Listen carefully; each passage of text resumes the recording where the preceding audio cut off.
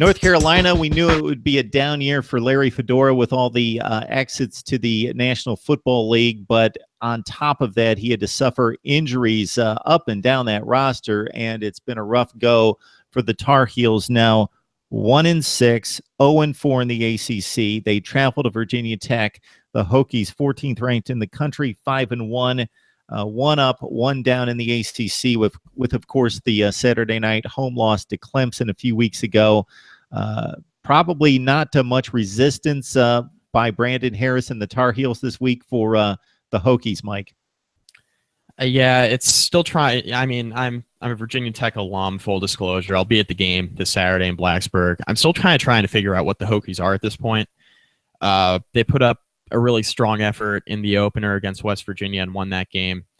The game against Clemson, that home loss, that was kind of tough to take as a fan, just because I think there were a lot of opportunities for Virginia Tech in that game to hang around, and there were just too many mistakes made by a young offense. And I think the defense is fantastic. The defense is experienced. They got playmakers all over the place on that side of the football. Extremely strong linebacker group with Andrew Matuapuaka, Mook Reynolds, who's played really well, and of course Tremaine Edmonds, who's a potential All-American. He's definitely an All-ACC player. Defensive backs are really strong, and that's what it really boils down to. Like North Carolina's offense, whether it's Brandon Harris or freshman Chaz Surratt, I mean, you really got to get an A+ game out of either one of those guys going into Blacksburg to win. Brandon Harris completely eliminates the throwing element. I mean, he's complete garbage throwing the football. I'd like to, not refer to players as being that terrible throwing the ball, but I mean, bottom line is he cannot throw the football well. And you take an element completely out of the game for North Carolina if he's in a quarterback. So if Chaz Surratt's healthy, I mean, he's got to be the guy. He's got to be the guy on Saturday if you want any chance to win in Blacksburg. The Hokies are coming off of a bye week. They have a tendency to have letdown games against opponents that they should beat in the past. But coming off of a bye week, I have a hard time thinking that they'll, roll over against North Carolina. Plus, the Hokies will have a couple of big-time recruits in attendance, including five-star defensive end KJ Henry, who's from the state of North Carolina, who the Hokies would really like to get. The Hokies would really like to roll a team like North Carolina, where, KJ Henry is from. The Hokies would like to put on a show there for some recruits. North Carolina's fans are getting after the Hokies for only winning the game last year in Chapel Hill because it was played in a monsoon and the Hokies ran the ball better. I mean, Virginia Tech has a multitude of reasons to try to get after North Carolina on Saturday. It's become a big-time rivalry. I mean, I think this is Virginia Tech's largest, I think this is Virginia Tech at this point, their biggest rival. I don't include Virginia just because Virginia hasn't really been competitive up until this season, so that rivalry is kind of died out to a degree because Virginia's just been non-competitive. I think the Hokies come out on Saturday, play inspired football. I think they need to do it for 4 quarters. They've been a notoriously slow starting team this year. But I think if the Hokies come out and play well offensively all 4 quarters, this thing will be a rout early.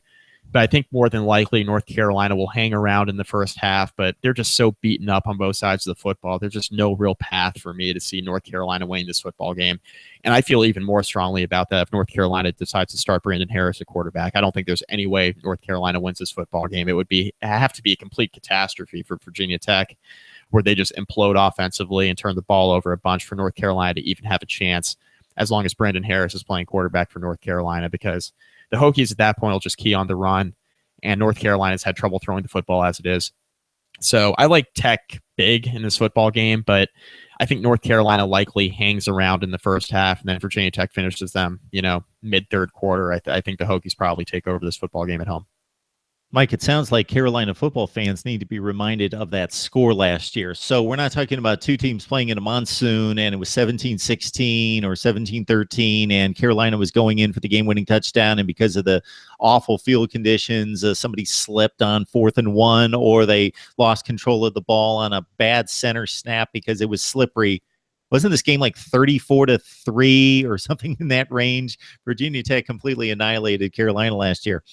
To your point about Brandon Harris, LSU fans can certainly chime in on Brandon Harris as well, who played on much bigger stages when LSU was really good, and he seemed to be the guy that was holding them back from greatness in the SEC for his stay there on the Bayou. 7 of 18 for all of 46 yards that Brandon Harris complete against Virginia last week. He had a QBR of 6. Michael Carter, what's that? Wasn't good. No, wasn't real good. 46 yards. We might be able to toss a couple out there, Mike, between the two of us and pick up 46 yards out of 18 passing attempts.